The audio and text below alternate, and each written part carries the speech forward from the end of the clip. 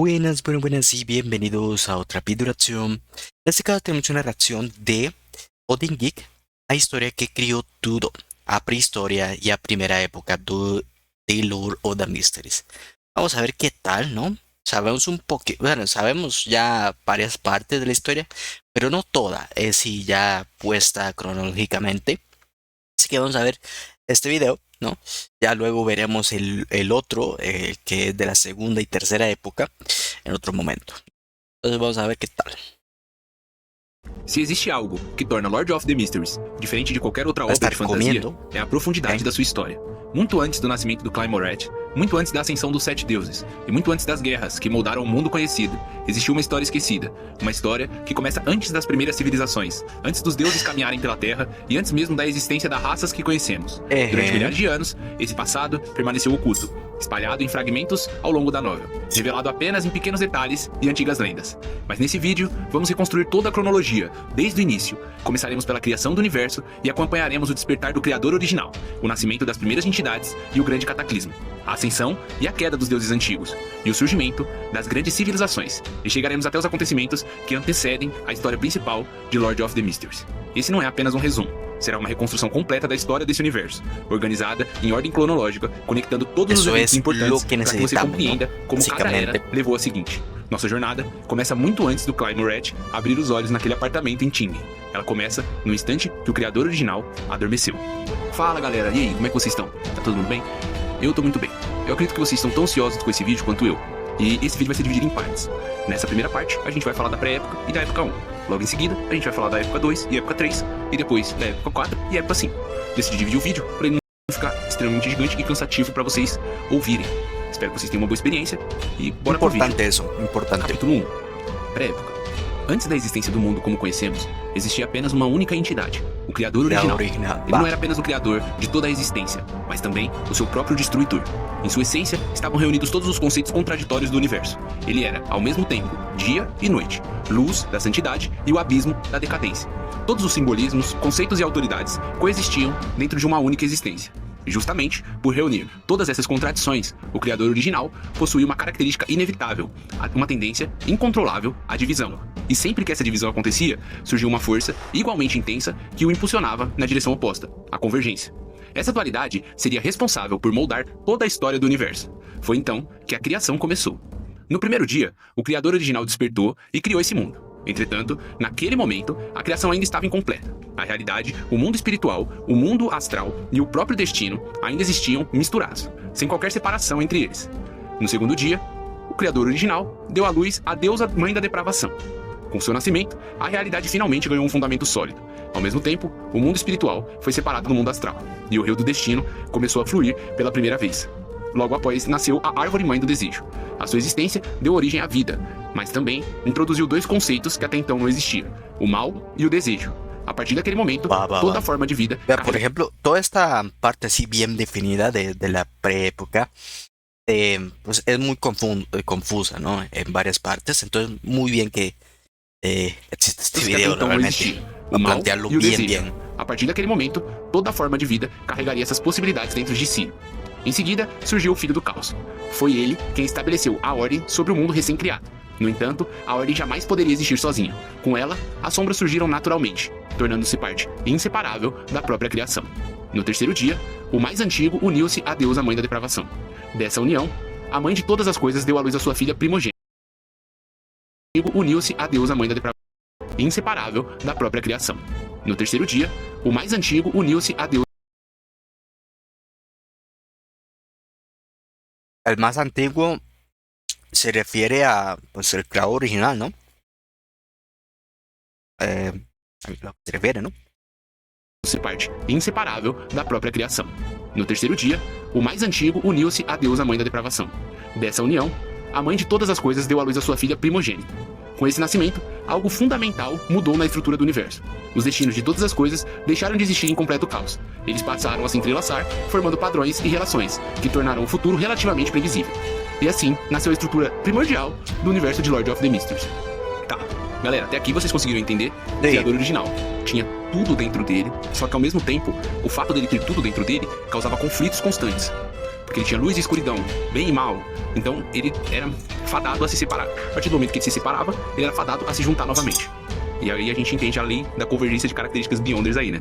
E aqui é basicamente meio que existe uma ordem cronológica meio bíblica aqui, né? No primeiro dia ele criou isso, no segundo dia ele criou aquilo. A gente consegue entender que a deusa mãe da depravação foi a primeira das criações dele, né? E logo após, eu vou explicar mais pra frente, mas vai vir mais coisa. Depois de concluir a criação do universo, o criador original entrou em um profundo sono. No entanto, o seu descanso não significou o fim da sua influência sobre o mundo. Muito pelo contrário, por possuir em sua essência todos os conceitos e simbolismos da existência, o criador original começou a se dividir naturalmente, enquanto permanecia adormecido. E essa divisão surgiram múltiplas personas, cada uma carregando uma parte da sua autoridade e de suas características além do limite. Embora essas personas também permanecessem em um estado de sono profundo, elas não ficaram completamente inativas. Ao longo de incontáveis anos, passaram a utilizar silenciosamente as autoridades e as características além do limite que controlavam para influenciar o mundo de forma indireta. Essa influência nunca eram óbvias. Elas aconteciam nos bastidores, preparando cuidadosamente o cenário para o momento em que o criador original despertasse novamente e a sua verdadeira dissociação acontecesse.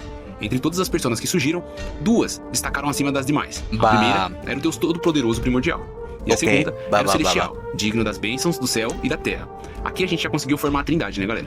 Primeiro, a deusa mãe da depravação. Segundo, o Deus primordial todo-poderoso. E o terceiro, o celestial digno das bênçãos do céu e da terra. Esses dois grandes antigos eram as entidades mais poderosas e mais ativas da terra durante esse período, exercendo uma influência muito maior do que qualquer outra personalidade derivada do criador original. A presença do celestial digno na terra remonta a tempos extremamente antigos. Seu nome honorífico já era conhecido, pelo menos, desde as dinastias Qin e Han, na China antiga. Seu templo sagrado estava localizado na região que hoje corresponde a Penglai, tornando-se um dos centros mais importantes de sua influência sobre o mundo. Já o templo sagrado do Deus Todo-Poderoso ficava no oeste. Sua influência não se limitava à superfície do planeta, ela alcançava também as profundezas da Terra através do Mar do Caos. A corrupção proveniente do Mar do Caos infiltrava-se lentamente nas regiões subterrâneas do planeta, afetando o mundo humano de maneiras quase imperceptíveis. Em determinados momentos. Ok, en una canción, en la canción de Evira, menciona eso del mar del caos, ¿no? Que está dentro del mar del caos. Se refiere a esto, ¿no?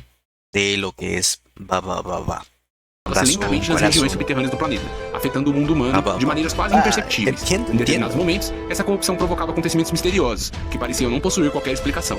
Até mesmo o petróleo possui uma origem extraordinária. Em Lord of Mysteries, o petróleo não é apenas um recurso natural, ele é um produto derivado da corrosão causada pelo mar do caos nas profundezas da Terra, tornando-se uma manifestação física da influência do Deus primordial todo-poderoso sobre o mundo. Durante essa mesma época, circulava entre os humanos um antigo mito.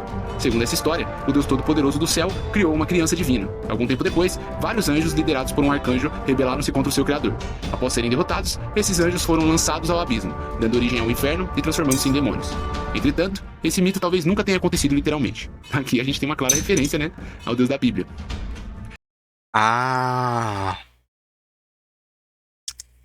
No lo pillé, no lo había pillado. Isso talvez nunca tenha acontecido literalmente. Aqui a gente tem uma clara referência, né, ao Deus da Bíblia. Galera, ó, vou explicar uma coisa bem básica pra vocês. Algumas coisas podem passar aqui e elas vão ser citadas novamente um pouco mais pra frente. Mas tudo que eu falar aqui que for citado novamente, aqui vai ser uma breve explicação do que vai vir lá mais pra frente. Como a gente tá abrangendo muitas coisas, provavelmente podem ter informações repetidas, mas elas vão sempre vir mais detalhadas na próxima vez que elas aparecerem, certo? Vamos continuar. Enquanto isso, outras divindades exteriores também observam a Terra. Elas exerciam uma certa influência sobre o mundo, mas evitavam agir de maneira excessiva. Mesmo desejando interferir, nenhuma delas ousava ultrapassar determinados limites. Dentre essas entidades, a deusa mãe da depravação já possuía inúmeros seguidores durante a pré-época. Ela era adorada em diferentes regiões da Terra sob a imagem da grande deusa mãe, e tornou-se a origem de praticamente todas as divindades maternas presentes nas religiões humanas ao longo da história. Muitas crenças e cultos que surgiram, milhares de anos depois, eram apenas ecos dessa antiga adoração. Dessa mesma forma, inúmeros contos folclóricos e lendas e histórias infantis preservados pela humanidade também tiveram a origem nessa época. Ao contrário do que parece, essas histórias não nasceram da imaginação humana. Elas eram versões distorcidas de acontecimentos misteriosos que realmente ocorreram durante o tempo antigo.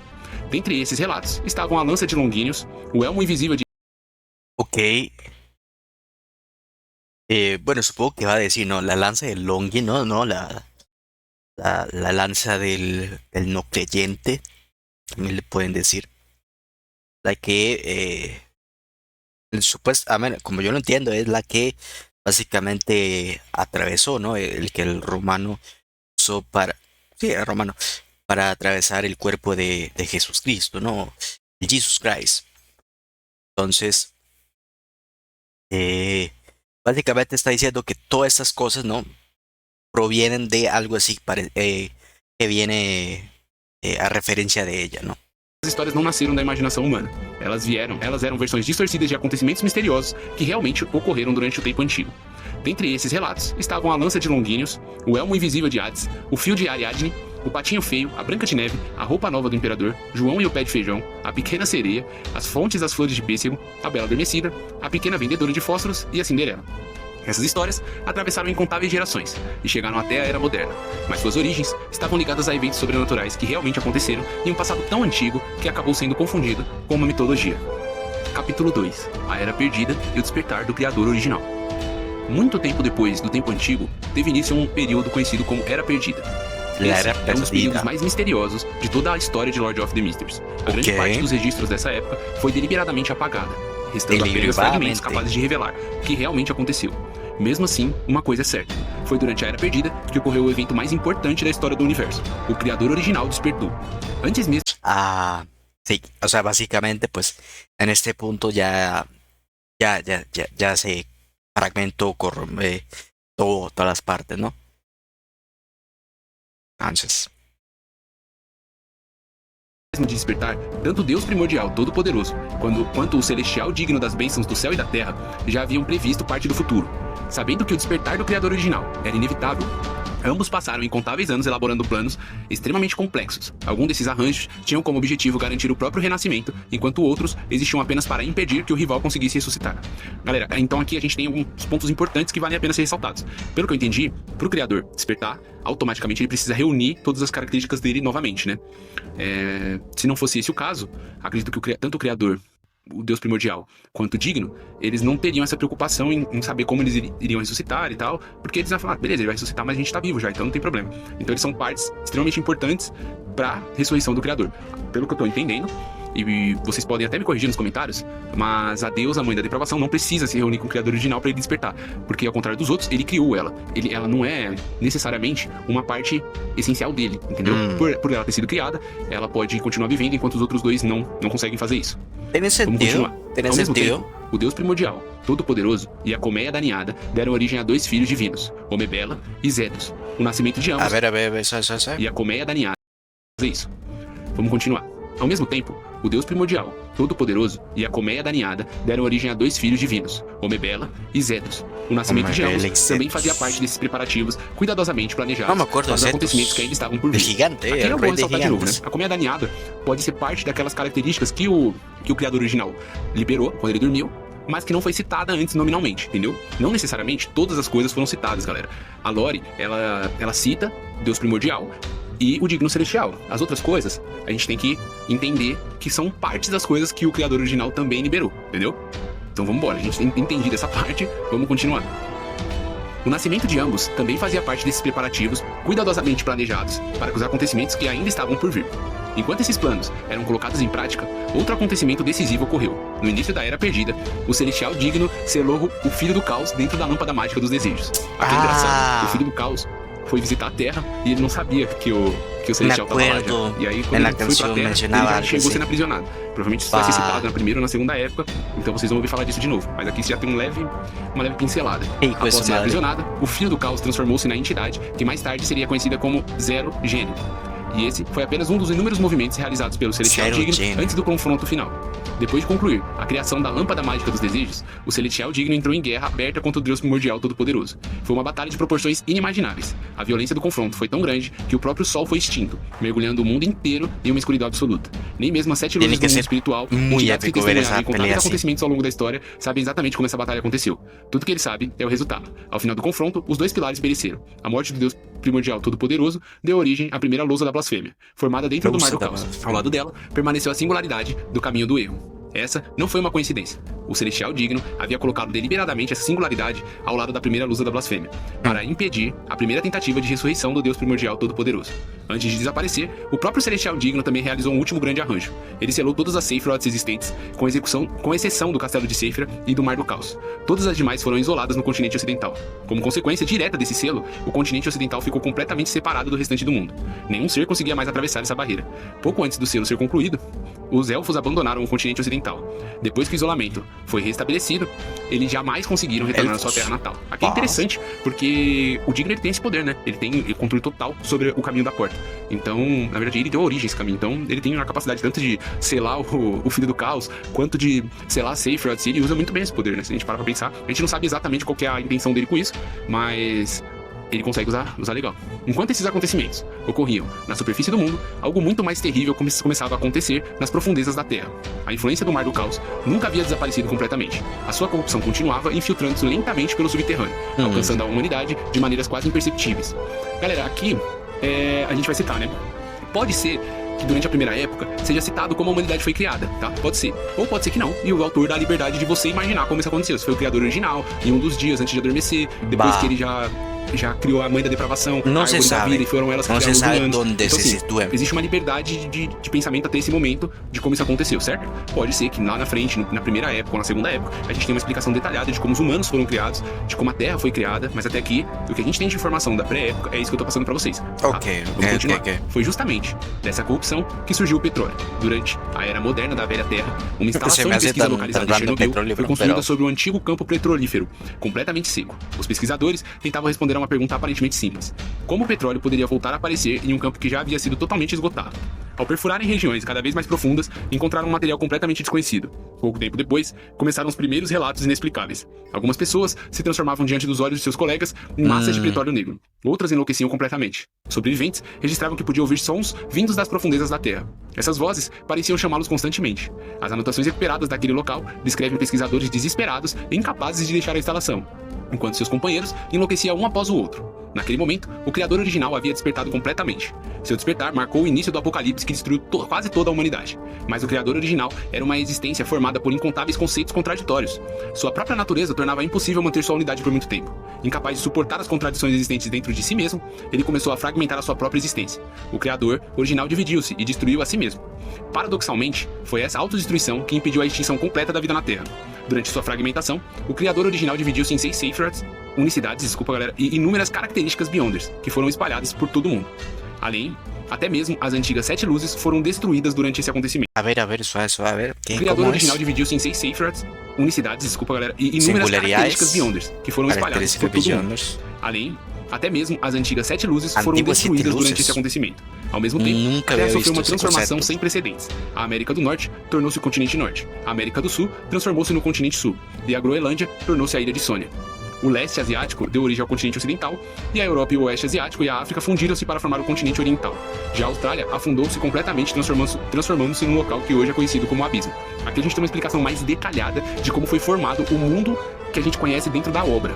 Um mundo já moldado, diferente do nosso mundo. Então até aqui, se a gente fosse fazer um exercício mental de como chegou nessa parte, é o seguinte: o criador original, ele criou tudo. O que ele não criou, a deusa, a árvore mãe do desejo pode ter criado, porque ela tem autoridade sobre a vida, né?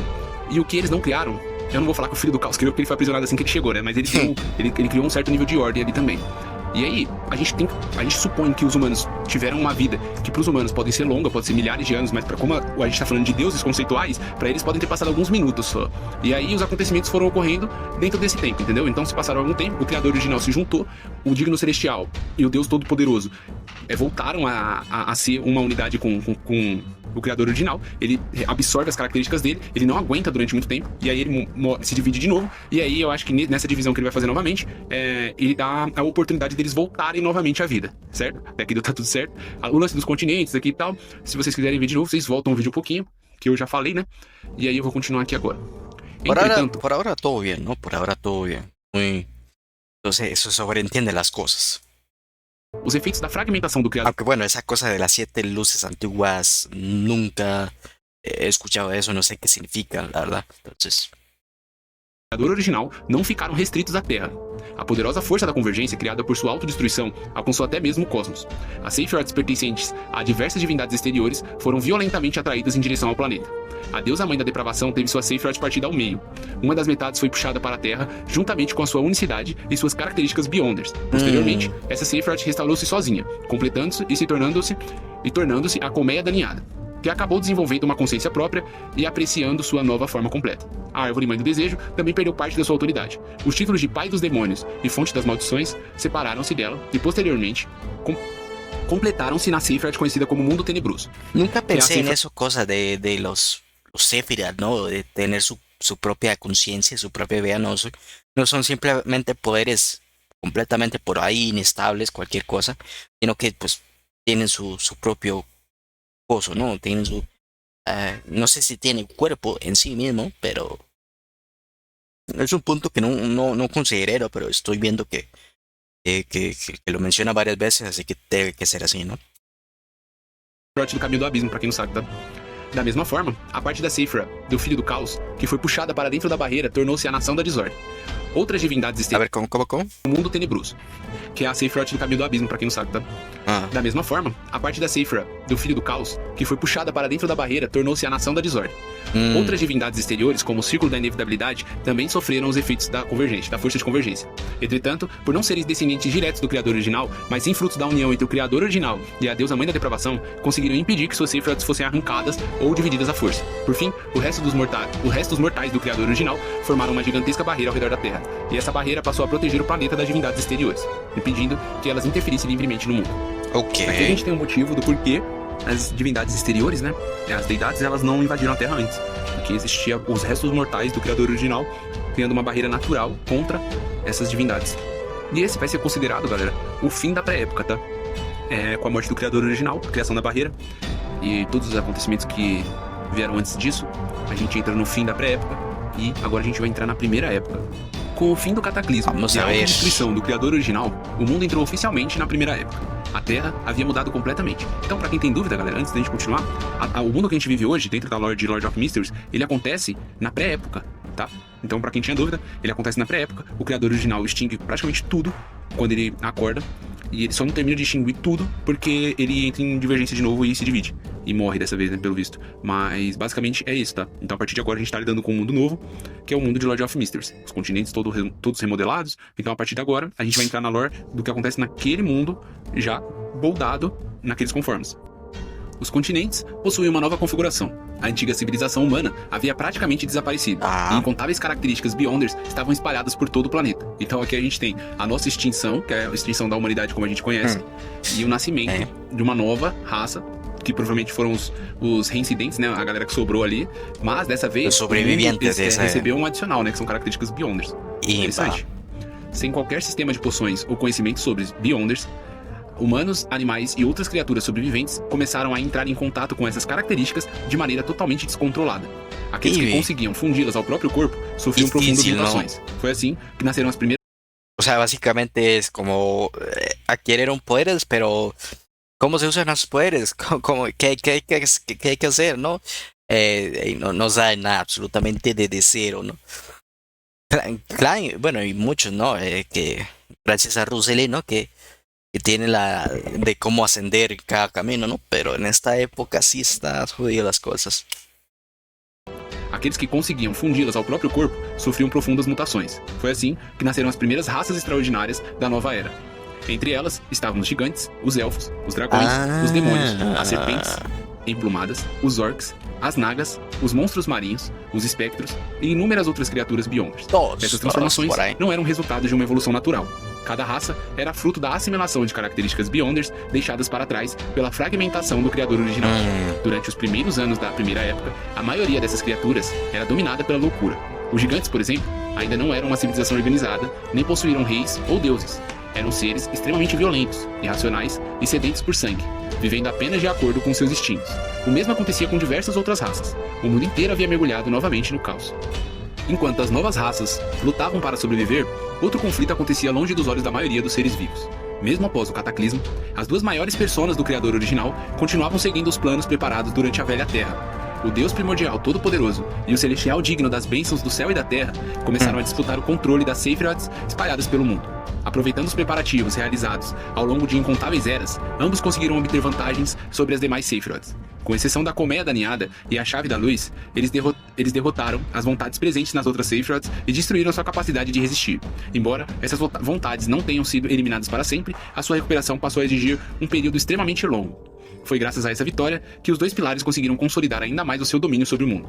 Durante esse mesmo período, o Filho do Caos conseguiu atravessar a barreira que cercava a Terra. Para fazer isso, ele utilizou a habilidade característica do caminho do Imperador Negro, morrer e se ressuscitar em outro local. Dessa forma, ele conseguiu ultrapassar a barreira criada pelos restos mortais do Criador original. Lo suponía, ¿no? Que el hijo del caos tenía el del Emperador Negro, pero ahora sí lo confirmaron. Ressuscitar em outro local. Dessa forma, ele conseguiu ultrapassar a barreira criada pelos restos mortais do Criador original. No entanto, assim que chegou ao interior da barreira, encontrou o Celestial digno das bênçãos do céu e da terra. O Celestial assumiu imediatamente o controle sobre ele. A parte restante do Filho do Caos, que permaneceu do lado de fora da barreira, tornou-se uma divindade exterior, conhecida como Névoa Incerta, preservando apenas uma parte da sua consciência original. Depois disso, tanto o Deus Primordial Todo-Poderoso quanto o Celestial Digno acomodaram uma cifra adicional além daquela que originalmente lhes pertencia. Aqui é interessante, igual eu falei pra vocês, algumas informações elas podem vir novamente a aparecer, só que sempre com detalhes novos. Aqui a gente entendeu como o Filho do Caos fez pra entrar na Terra e de qual caminho ele domina. Ele é do caminho do Imperador Negro. No mínimo ele é um Imperador Negro justiça junto, acredito eu, né? E aí ele já perdeu de cara já pro Celestial. Ele deve ter sido pego de surpresa, né? E sem chance de contra-ataque, ele simplesmente foi rendido. Ele conseguiu escapar com uma parte da consciência dele e virou a Névoa Incerta. Interessante saber como isso aconteceu. Ele usou o poder de morrer e ressuscitar. Muito legal. Vamos continuar aqui. O Celestial Digno acomodou a Nação da Desordem e o Rio da Eterna Escuridão. Já o Deus Primordial Todo-Poderoso acomodou a Cidade da Calamidade e o Mundo Tenebroso. Muito legal. Vamos continuar aqui. O Celestial Digno acomodou a Nação da Desordem e o Rio da Eterna Escuridão. Já o Deus Primordial Todo-Poderoso acomodou a Cidade da Calamidade e o Mundo Essa conquista elevou ambos a um nível de poder jamais alcançado por qualquer outra existência. Entretanto, também trouxe uma consequência inevitável. O nível de pilar representa o mais alto grau de instabilidade que uma existência pode alcançar. Ao acomodarem uma cifra adicional, ambos ultrapassaram esse limite. Como consequência, a tendência natural à convergência tornou-se muito mais intensa. Pouco a pouco, tanto o Deus Primordial Todo-Poderoso quanto o Celestial Digno passaram a perder o controle sobre si mesmos. A necessidade de convergir tornou-se impossível de conter. O conflito entre ambos tornou-se inevitável. Foi nesse momento que a Era Perdida chegou definitivamente ao fim. Olha como esses caras são burros, né, cara? Eles já tinham muito poder poder absurdo, assim. Os dois eram os top 1 do server, imagina. E aí eles quiseram mais poder, só que a partir do momento que eles excederam o limite, eles começaram a ter o mesmo problema que o criador original tinha, que era o problema da convergência. Então assim, se eles só continuassem de boa, eles não aconteceriam nada com eles. Mas eles quiseram mais poder. É lógico, imagina você ser um ser super poderoso e aparece mais poder na sua frente. A primeira coisa que você vai fazer é tentar pegar, né? E é isso que eles fizeram e é por isso que eles se deram mal. Vamos continuar aqui. Durante esse período, o poder do Deus Primordial Todo-Poderoso era tão absoluto que ele próprio servia como o sol do mundo, iluminando toda a Terra. A sua existência era o suficiente para substituir o astro que havia desaparecido durante a guerra entre os dois pilares. Com o encerramento da Era Perdida, iniciou-se um dos períodos mais sangrentos da história do mundo, a Era da Carnificina. O planeta começava lentamente a se recuperar da destruição causada pelo cataclismo. Entretanto, as diversas raças Beyonders, que durante tanto tempo permaneceram submetidas aos dois pilares, finalmente estavam livres. Mas essa liberdade não trouxe paz. Movidas pela loucura herdada das características Beyonders e pelo instinto de convergência presentes em todos os descendentes do Criador original, essas raças passaram a guerrear incessantemente. Gigantes enfrentavam dragões, demônios enfrentavam elfos, monstros marinhos e serpentes emplumadas, orcs e nagas e inúmeras outras criaturas lutavam entre si. Os continentes e os oceanos se tornaram campos de batalha. E a terra e os mares foram tingidos de sangue. Em meio a esse cenário surgiu Omebela, a filha mais velha da colmeia da ninhada e uma criança divina do caminho materno. Diferentemente da maioria das crianças. Esta es hija de ¿cómo se llama? De Comeda alineada, se llama, que es de la singularidad, o Sephiroth, ¿cómo se llama? Que le pertenecía a la ¿cómo se llama? La madre de la depravación. ¡Wow! Me acuerdo, sí, era este y esta, o sea, yo no sé cómo se me fue, ¿no? Pero este y Zetox era. Zetox era es que yo estaba concentrado antes en Zetox. Yo, ¿quién es este, no? No puse atención a lo Diferentemente da maioria das criaturas daquela época, Omebela desejava colocar um fim ao caos. Movida por seu instinto maternal, ela tentou restaurar alguma ordem no mundo. Contudo, sozinha, não possuía poder suficiente para alcançar esse objetivo. Seu irmão, Zetos, possuía interesses completamente diferentes. Ele não demonstrava preocupação com as guerras que devastavam o planeta. Seu único objetivo era encontrar um receptáculo capaz de acomodar a singularidade do caminho da Lua, e por meio das bênçãos concedidas pela colmeia daneada, além da barreira, ascender um nível ainda mais elevado. Foi durante esse período que Omebela encontrou Almir. Mesmo completamente dominado pela loucura, Almir permanecia guardando os restos mortais de seus pais. Ao vê-lo nessas condições, Omebela sentiu-se impelida a ajudá-lo. Graças à sua intervenção, Almir conseguiu recuperar parte da sua racionalidade. Esses acontecimentos marcou uma mudança decisiva na história da Primeira Época. Algum tempo depois, Zedos morreu. Com a sua morte, Almir ascendeu e tornou-se o primeiro deus antigo da história. Aqui a gente tem algumas coisas que não ficam claras. Por exemplo, Zedos, ele não explica como que ele morreu, né? E Almir, se eu não me engano, vai ser um deus gigante. Legal, também interessante saber como é que aconteceu, né? Ele tinha um certo nível de afeição pelos pais ali, guardando os restos mortais dele, mesmo sem consciência, né? E isso tocou o coração da deusa. Interessante. Vamos continuar. Diferente das demais existências divinas que haviam surgido até então, Almir não nasceu diretamente do Criador original. Sua ascensão marcou o nascimento da primeira verdadeira divindade independente da história do mundo. Nesse momento, também deu início à contagem regressiva da barreira formada pelos restos mortais do Criador original, estabelecendo bases para todos os acontecimentos que ocorreriam nas épocas seguintes. E assim é dado início o fim da Primeira Época. Galera, eu vou parar o vídeo por aqui e vou fazer uma segunda parte com a Segunda Época e a Terceira Época.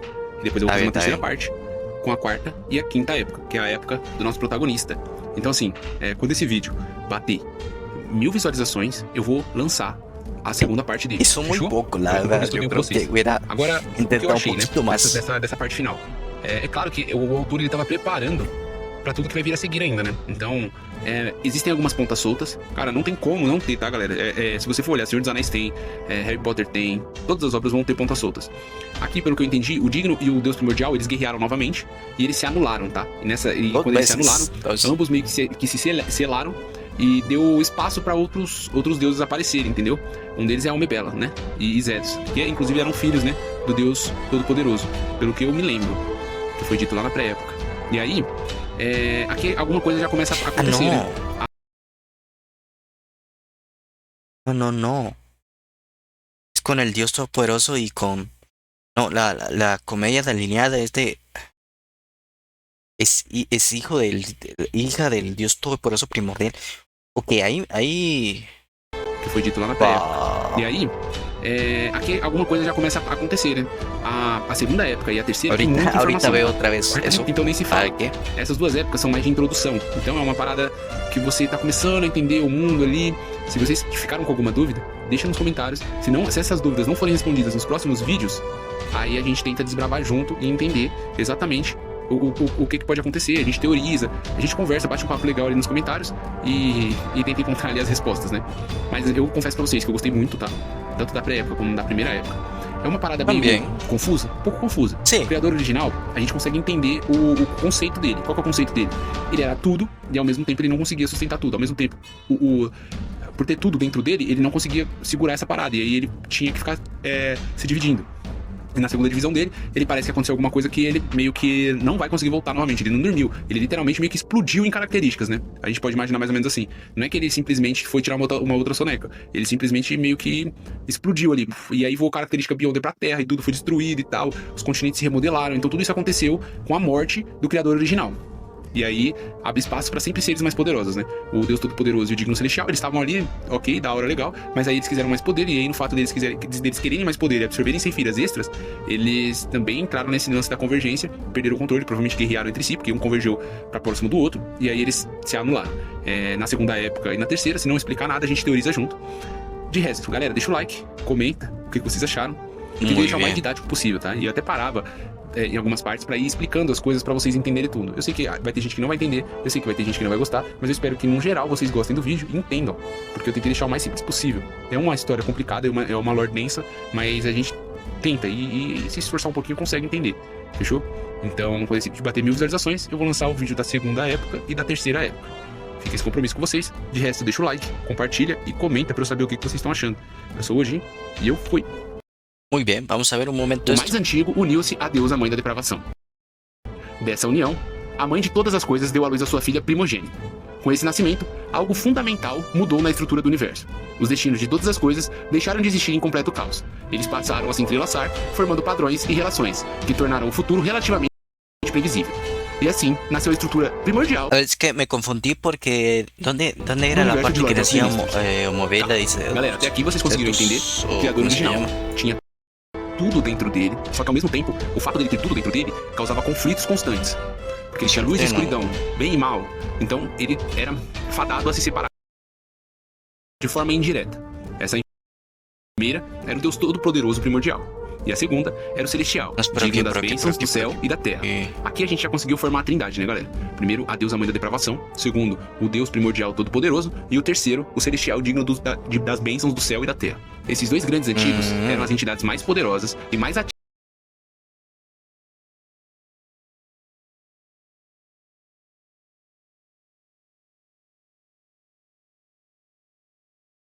A ver, ¿dónde era que mencionaba?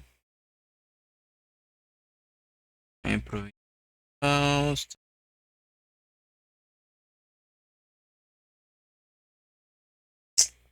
Jejeje. Era que decía que había nacido.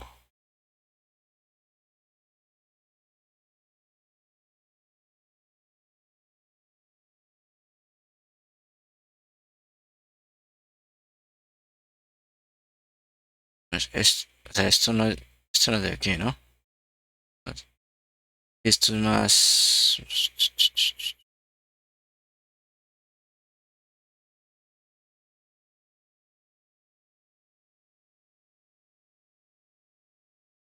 No me acuerdo dónde decía que nacían los dos, pero la idea es O que terceiro, o Celestial. la comedia de la Sephirat, de la madre de la depravación, y esta se unió junto a ¿cómo se llama? El dios eh, primordial para hacer Homovela y Zetox. Es así como lo entiendo. Básicamente era eso lo que quería saber si lo he entendido bien o no. Porque ahí hizo una confusión toda rara, entonces. Pero bueno, igual como el video, la mayoría de cosas la entiendo. Ahí es un par de cosas que pues eso no puse atención bien. Ujú. Pero por todo está bien, ¿no?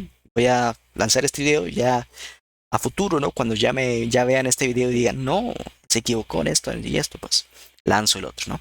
Entonces, vamos a darle like, comenten, suscríbanse, ese tipo de cosas y con esto me despido. Chao, chao.